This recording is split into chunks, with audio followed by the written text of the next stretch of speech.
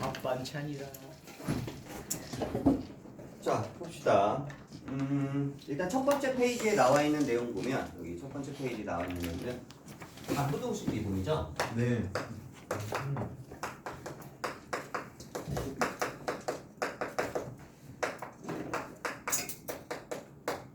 기본적으로 3차 함수를 기준으로 만약에 봤을 때 3차 함수가 그래프 형태가 어떻게 생겼어? 이렇게. 이렇게 한번 쳐보자. 그러면 x축의 위치가 궁금한 거야. 네. 그렇지? x축의 위치가 만약에 이렇게 있다면 그죠. 이때는 하나.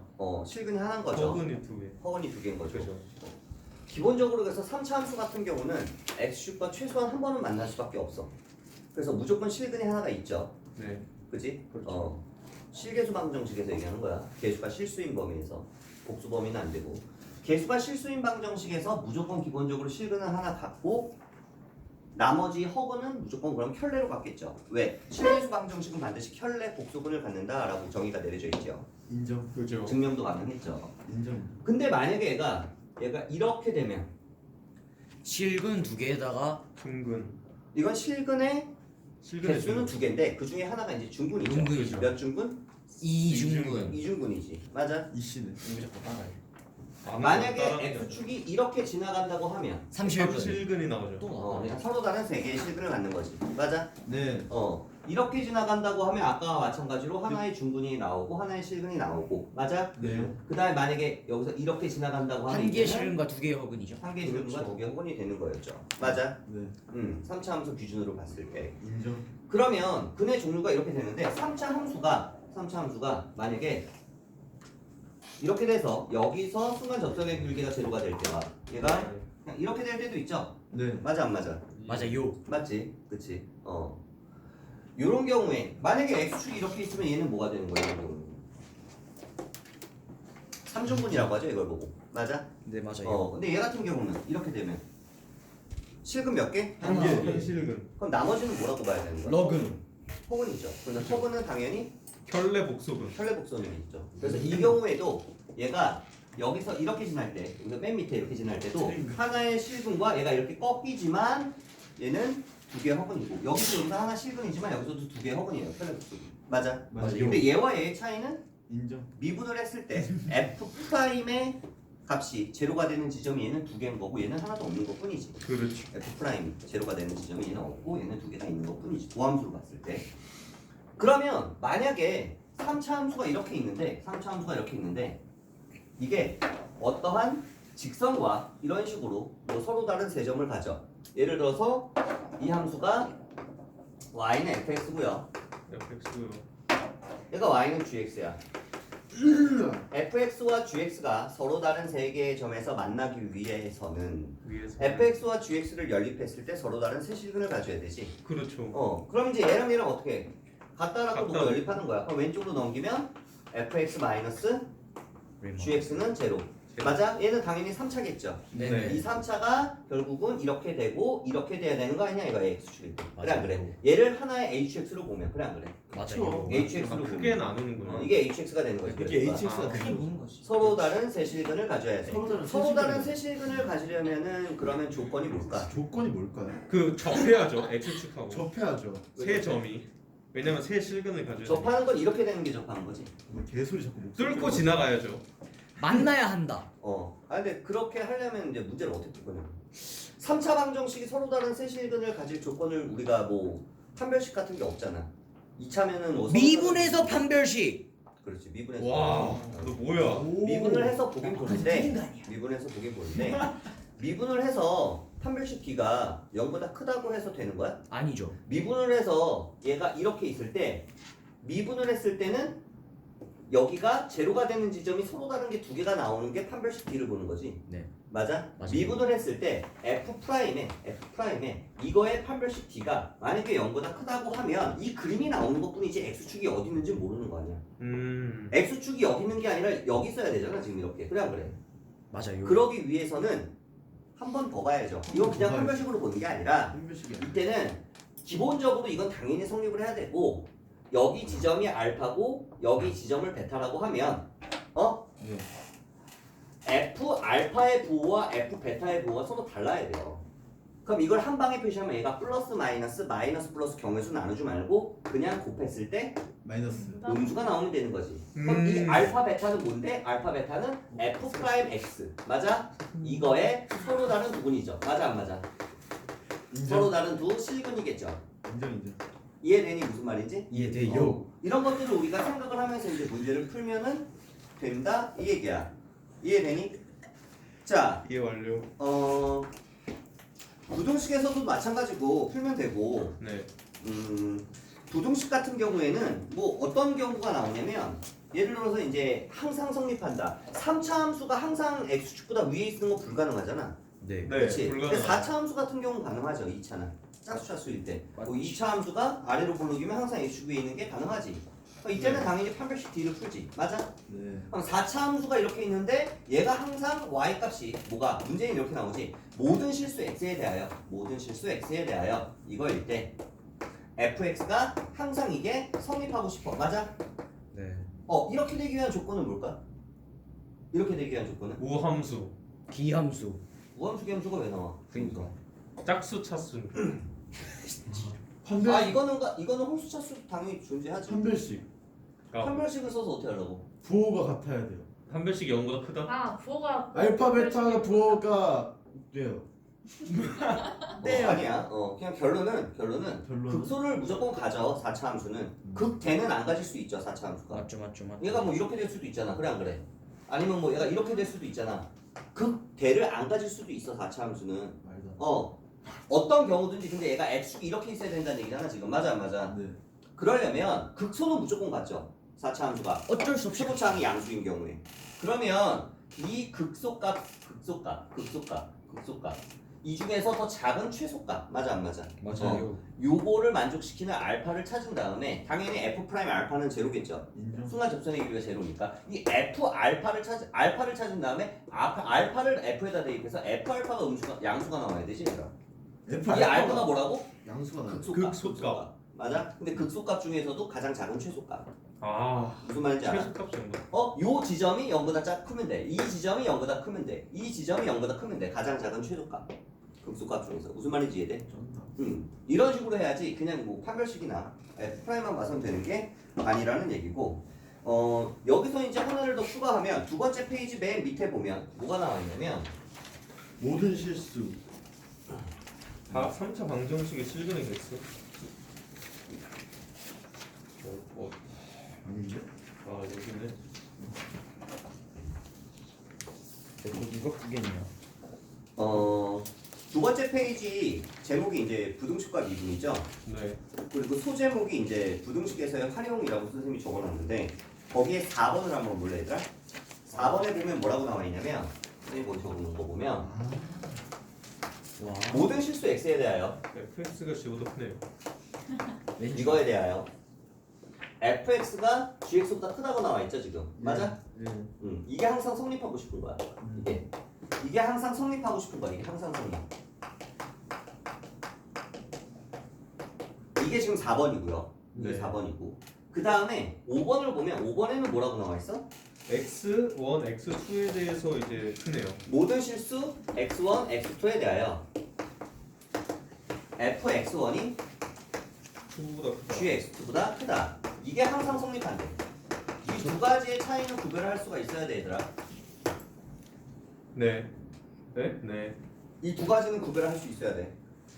예를 들면 얘 같은 경우는 그래프로 봤을 때 여기서 차이가 뭐냐면 여기 x랑 여기 x랑 어때요 얘는? 같아요. 같은 x인데 얘는 여기 x1 여기는 다르죠. x2 x1과 x2가 서로 다를 수가 있다는 거야. 물론 같을 수도 있어 x1, x2가. 근데 기본적으로 다른 문자를 썼으면 다르다고 봐야죠. 물론 같은 경우도 이 안에 들어가 있는 경우고. 말도 안 돼. 얘는 똑같은 숫자를 대입을 했을 때야. 그럼 예를 들어서 만약에 fx의 그래프가 3차인데 뭐 이렇게 생겼어. 네. 이게 f야. 그 다음에 g는 어떻게 생겼냐면 이렇게. g는 예를 들어서 뭐 이렇게 생겼어요. 그러면 이렇게 생겼을 때 얘는 4번을 만족할까? 일단은 만족하죠. 만족해. 맞아요. 어떻게 보는 거냐면 네. 얘가 똑같은 x니까 예를 들어서 x가 1이라고 하면 여기가 1이라고 해봐. 여기가 1이야. 1을 네. 대입했을 때 G에다 대입했을 때 Y 값보다 F에 대입했을 때 Y 값이 더 크잖아 지금. 그죠. 맞아요. 왜? 이 연두 색깔 그래프보다 항상 보라색이 아래쪽에 있거든. 인정. 자를 때 한 군데를 이렇게 한 군데를 자르는 거야. 한 군데를 잘라서 얘가 2야. 그럼 2를 대입해도 이거보다 연두색이 더 높으니까 성립해요. 여기도 마찬가지고 한 줄로 세로로 잘랐을 때 마치 뭐처럼 세로줄 테스트처럼 잘랐을 때 항상 연두색 F가 보라색보다 더 위에 있으니까 모든 식에 대해서 성립을 한다 이 얘기지. 네. 근데 얘 같은 경우는 만약에 요 그래프면 이게 성립을 할까? 성립을 안 하죠. 예를 들어볼게. 하나? 예를 들어볼게. 예를 들어서 x1이 1이야. x2는 2야. 네. F1과 G2를 봐야 돼 그러면. F1은 얼마인데? F1은 지금 F1이 쏘는 건 여기죠. 네. 맞아 안 맞아? 네. 이게 맞아요. 지금 F1이지. 맞아? 그러면 G2는 얼마야? G2는 한 저 정도?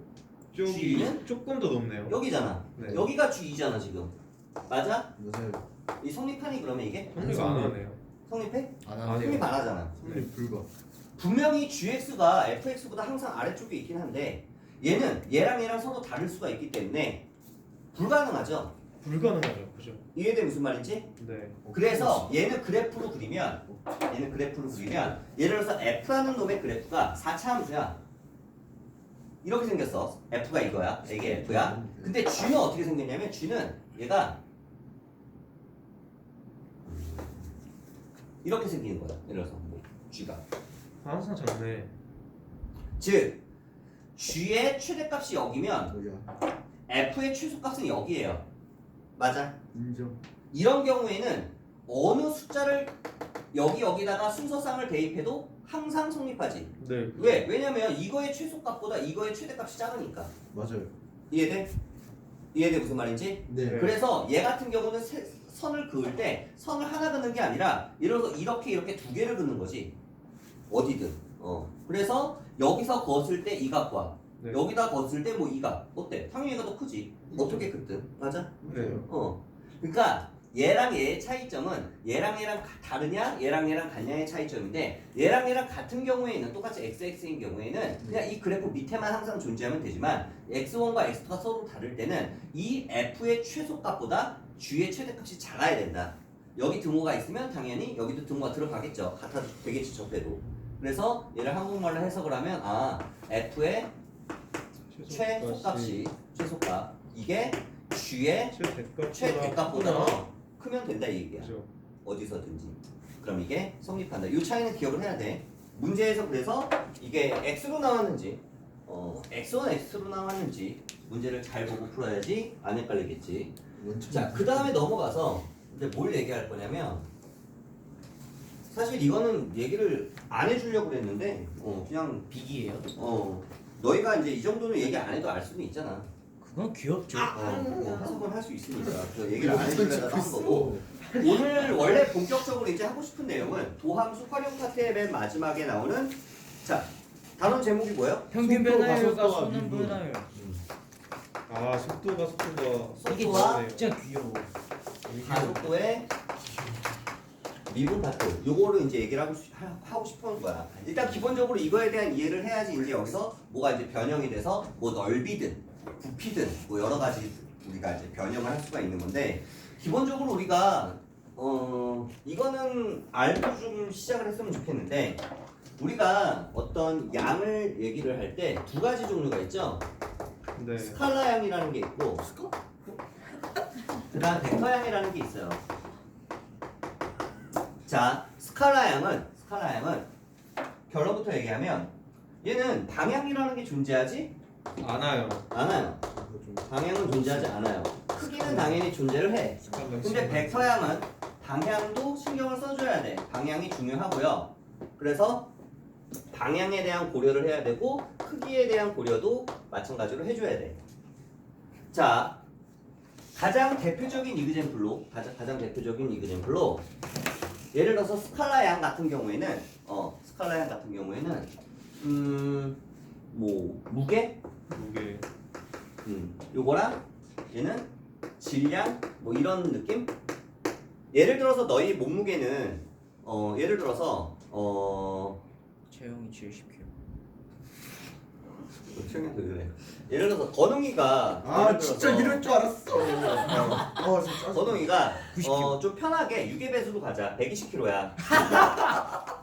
뭐 미래 이야기다. 가능하지. 얼마 차이 안 나지 지금 오차는. 20. 120kg라고 치면 달에 가면은 건웅이가 몸무게가 얼마가 되냐? 6kg가 되죠. 진짜 말도 안 되는 소리. 달의 중력이 6분의 지구의 몇 1. 분의 몇이야? 6분의 1 정도 되잖아. 2kg네. 20kg지 이 새끼야. 드립.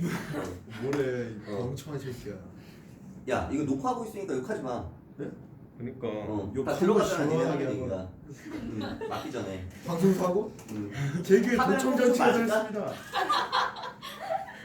자 이게 네. 몸무게라는 거는 그러면 절대적인 건가요? 아니죠. 상대적인 거죠. 상대적인 개념이잖아. 즉 절대적인 개념이 아니고 상대적인 거야. 그리고 무게라는 거는 예를 들어서 지구 중력 방향, 핵 방향으로 우리를 서로 이제 물론 서로 잡아당기지만 당연히 지구가 잡아당기는 힘이 훨씬 더 크니까 인력이. 그래서 그때 인력을 측정을 했을 때 중력을 측정했을 때 그 수치가 바로 이제 기본적인 무게의 개념이야. 그럼 만약에 지구보다 더 훨씬 더 큰 중력을 가지고 있는 질량과 중력을 가지고 있는 물체가 지구에 가까워져 오면 중력이 당연히 반대 방향으로 작용해서 니네가 하늘로 날아가겠죠. 그쪽 방향으로. 그래 안 그래? 네. 그치?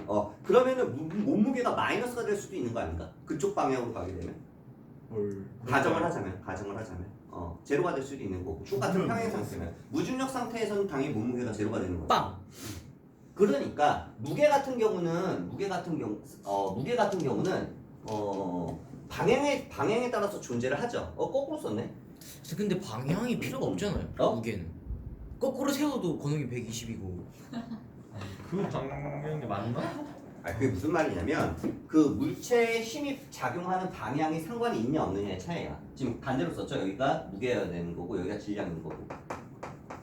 무게는 한마디로 중력 방향의 영향을 받아 안 받아? 받아요. 방향의 영향을 받는다는 거지. 그러니까 얘는 마이너스가 나올 수도 있는 거야. 이론상으로는. 그렇지? 이론상으로는. 중력이. 상대적인 개념이고. 근데 질량의 개념은 뭐냐면 방향과 상관없이 그냥 질량의 정의는 물체가 가지고 있는 고유의 양이야.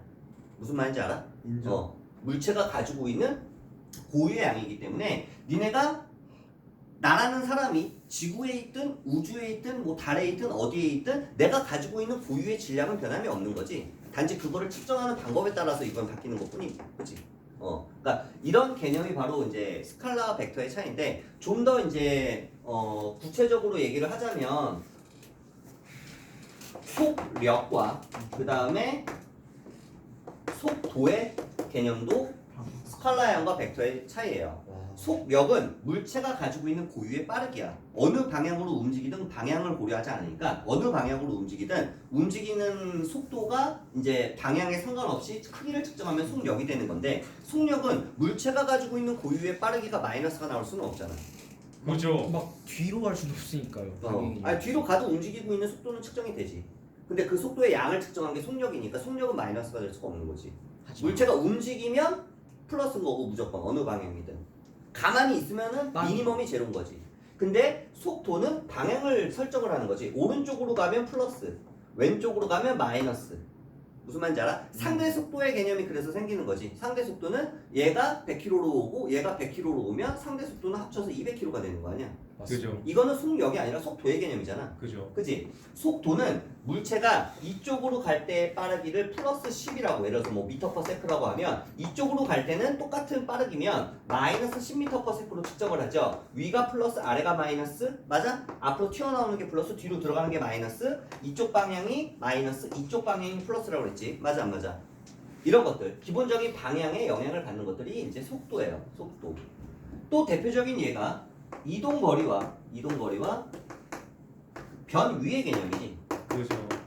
이동거리는 물체가 어느 방향으로 움직이든 그 자취의 길이를 얘기하는 거야. 마이너스가 될 수가 없어. 그죠. 물체가 움직이면 무조건 이동거리는 플러스가 되는 거지. 마이너스가 나올 수가 없지. 그렇죠. 근데 변위는 마찬가지로 내가 여기를 기준으로 오른쪽으로 2m를 갔다가 왼쪽으로 다시 3m를 갔어. 왼쪽으로 3m를 갔어. 그러면은 0을 기준으로 그럼 최종적인 변위는 마이너스 1m 위치에 있는 거야. 무슨 말인지 알아? 그렇죠. 방향이 존재해. 이게 바로 변한 위치를 얘기하는 변위. 변위는 당연히 방향을 고려하기 때문에 마이너스가 나올 수가 있는데 그렇죠. 우리가 따지는 건 그러면 우리가 따지는 건 여기서 얘일까 즉 얘일까 우리가 지금 배우는 파트는 스칼라야. 벡터형이지. 제목을 봐. 벡터야. 벡터형이죠. 벡터. 가속력이 아니라 가속도고요. 속력이 아니라 속도란 말이지. 우리가 지금 다루고자 하는 내용은 벡터의 개념, 즉 방향과 크기가 전부 다 존재한다라는 거야. 지금 현재는, 그렇지? 그리고 나중에 이 그 스칼라 벡터, 그 다음에 이제 벡터에 대한 자세한 얘기는 기백 시간에 이제 자세하게 해줄 거고, 일단은 우리가 뭐를 좀 알았으면 좋겠냐면 거리, 그 다음에 속도, 그다음에 시간의 시간. 개념이야. 맞아? 그렇죠. 거속시 배우죠 중학교 때. 그치? 네. 거속시. 거리는 어떻게 구해? 속력 곱하기 시간. 속력 곱하기 시간이야. 맞아. 맞아. 그럼 이거. 시간을 이항하면은 시간은 뭐가 돼? 돈 뭐로 가죠? 거리. 그러면 이렇게 되겠지. 그럼 이게 바로 뭐가 되는 거야? 속도가 되는 거 아니야? 그럼 속도는 거리를 시간으로 나누면 속도가 나온다는 얘기 아니야? 네. 맞아 안 맞아? 네. 그치? 그러면 가속도는 어떻게 측정할까? 그 접선의 기울기. 시간으로 속도를 나누면 돼요. 까비. 이게 어떻게 생각하면 되냐면 너희가 거리의 단위를 예를 들어서 내가 미터라고 한번 해볼게. 미터. 그 다음에 시간의 단위는 뭐라고 할까? 세크라고 할까? 미터 퍼 세크? 좋죠. 그러면 우리가 숫자만 이렇게 계산을 하는 게 아니라 실제로 단위도 계산을 하는데, 속도는 거리가 예를 들어서 10m야. 10m를 가는데 몇 초가 걸렸냐면, 예를 들어서 뭐 5초가 걸렸어요. 5초가. 그러면 거리를 시간으로 나누면 답은 2가 되지. 그럼 단위는 뭐가 돼? 2m/s. 미터 퍼 세크. 이거 나누기 이거잖아. 그러니까 미터 퍼. 이게 나누기지. 세크 이렇게 쓰잖아. 맞아 안 맞아? 맞아요. 맞지? 한마디로 단위도 나눈다고. 단위도. 근데 만약에 단위가 똑같아서 나눠서 없어지면 그걸 뭐라고 불러? 무차원 단위라고 부르지. 무차원 단위 대표적인 이게 지금 그게 뭐였어? 라디안이었지. 라디안. 맞아. 라디안은 부채꼴의 넓이. 호의 길이를 반지름으로 나눈 거지. 얘가 예를 들어서 10cm야. 여기는 2cm야. 맞아 안 맞아? 오라디안. 예를 들어서 그러면 요 중심각이 이거분의 이거니까 5라디안이 되는데 센티미터가 약분되니까 무차원 단위인 거지. 근데 그냥 5라고 하면은 이게 뭔지 알 수가 없으니까 굳이 알아보기 편하게 단위를 붙여준 것 뿐이지. 만들어서 인위적으로 그때는 또 무차원 뭐 단위지 있어요, 실제로는. 선생님? 또 그러니까 뭐 있어? 단위가 약분이 되면 다 무차원 단위야. 얼마든지 만들 수 있어. 또 뭐 있어요가 아니라 그냥 단위가 약분이 되는 케이스는 전부 다 무차원 단위라고. 근데 예를 들어서 뭐 그냥 숫자 같은 경우도 당연히 단위가 없죠. 무차원 단위지. 그냥 일반적인 너희가 알고 있는 뭐 수의 개념도. 근데 가속도 같은 경우는 왜 속도를 시간으로 나누냐? 너희 가속도의 단위가 뭔지 알아? 네. 네. 가속도의 단위는 예를 들어서 이 속도가 2m/s야. 2m/s면 근데 그때 시간을 예를 들어서 4초라고 해볼까? 네. 그러면 얘는 당연히 2분의 1이 나오고요. 단위는 뭐가 돼? 미터 세크 제곱이 세크 나오겠지. 번분수 풀면. 맞아 안 맞아? 인정. 왜냐면 세크가 1분의 세크고요. 분자는 세크분의 미터니까 이렇게 번분수 풀면 세크 제곱분의 미터가 되는 거 아니야? 그러니까 미터 퍼 세크 제곱이 되는 거지 당연히. 무슨 말인지 알아? 그래서 실제로 가속도의 단위는 분모에 세크의 제곱이 들어가요. 즉 속도를 시간으로 나누면 뭐가 나온다? 가속도가 나온다. 근데 우리가 리미트를 배웠잖아. 네. 리미트를 배워서 원래는 가속도 순간 변화율을 여기를 x라고 놓으면 여기서 얼마큼가? h만 큰가지? 네. 여기 x 플러스 h가 되는 거고 fx일 때, 그럼 이 리미트 h를 여기서 이렇게 잡았을 때, 맞아? 요 h를 뭘로 보내요? 0으로 보내버리면 얘가 이쪽으로 한없이 가까워져서 여기서의 뭐가 나와? 순간 적선의 기울기가 나오는 거지. 미분계수가. 맞아 안 맞아? 맞지? 그렇죠. 이제는 이 축이 t축이 되는 것 뿐이야. 이제 얘가 t로 바뀌는 것 뿐이야. 이제 t. 무슨 말인지 알아? 이렇게 바뀌는 것 뿐이야. 시간에 따라서. 그럼 이제 세로 축이 만약에 거리면 이 그래프가 속도 그래프가 나오는 거고, 만약에 이 그래프가 축이 y축이 속도 축이면 이 그래프는 가속도를 나타내는 그래프를 나타내는 거야. 무슨 얘기냐? 우리가 얘가 그냥 일반적인 속도를 우리가 구하고 싶은 게 아니라 아주 자, 일반적인 시간분의 일반적인 거리 함수가 알고 싶은 게 아니라 당연히 얘는 ST겠죠. t에 관한 함수. 그럼 이게 바로 이제 속도라는 놈이 나오는데 순간 속도가 알고 싶으면 얘가 몇 초일 때 속도가 얼마인지 순간 속도가 알고 싶으면 당연히 리미트 뭐를?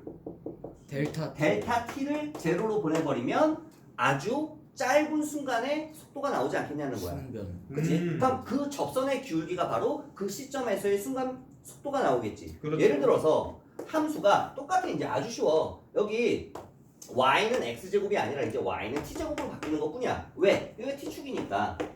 그러면 이게 거리래. 거리 s 거리. 그러면 내가 시간에 따라서 거리가 이렇게 바뀌어. 그럼 이게 이제 y가 아니라 뭐가 되는 거야? st라고 표현하는 거지.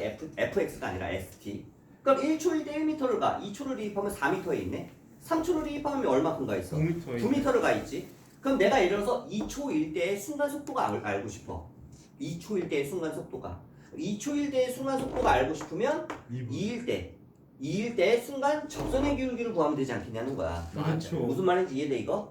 네. 디퍼런셜이 되는 거지. 얘가 이제 얘를 이렇게 보내버리면 디퍼런셜 t분의 디퍼런셜 st가 되는 거니까 얘가 지금 결국은 이거잖아. 그치요. 그치? S 프라임 T.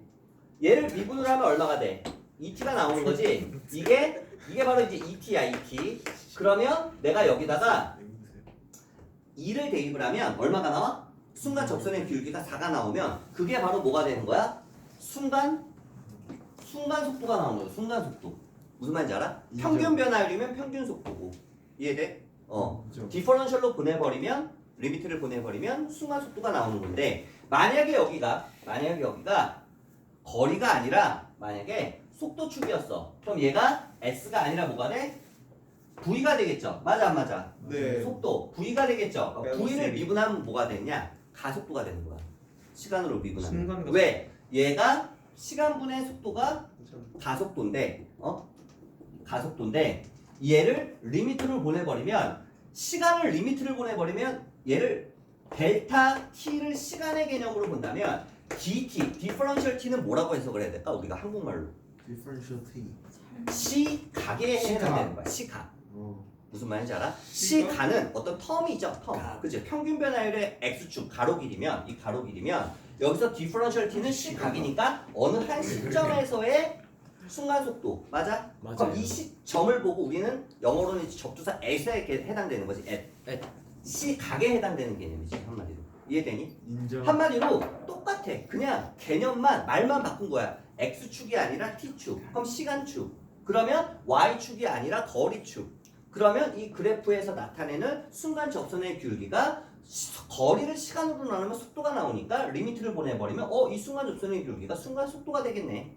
마찬가지로 얘가 만약에 v 그래프면 y축이 v일 때 속도를 t로 나눠주니까 디퍼런셜로 보내버리면 얘 순간 접선의 기울기는 순간 그 시점에서의 속도가 나오겠네. 그럼 순간 그 시점을 보고 우린 뭐라 부른다고? 시간이 아니라 시각이라고 부른다 이 얘기야. 무슨 말인지 알아? 미쳤다 미쳤어. 이해되지 무슨 말인지? 언더스탠드. 그러면 만약에 이게 예를 들어서 너희가 연못에다 돌을 탁 던졌어. 개구리가 맞아서 그때 파장이 처음 생기기 시작해서 그 파장이 점점 커져 나가는데 예를 들어서 이게 원 모양으로 점점 커져 나간다 그래봐. 반지름이. 네. 그러면은 그거 그때 그 원의 넓이를 s라고 하면 원의 넓이를 그 원의 넓이의 변화율도 구할 수 있어. 시각에 따라서. 무슨 말인지 알아? 네. 시각에 따라서 원의 넓이가 커지는. 한마디로 이게 시간에 따라서 거리를 미분을 하면 속도가 나오지만 얼마든지 속도 가속도뿐만 아니라 넓이나 부피도 점점 증가하거나 점점 시간에 따라서 감소를 할 때 그때 순간 변화율 미분 계수를 구하면 우리가 문제를 풀어낼 수 있는 아이디어가 생긴다는 거지. 말만 바뀌었지 결국은 똑같은 얘기야. 자 그러면 이게 바로 기본적인 속도 가속도의 미분의 시작이야. 이게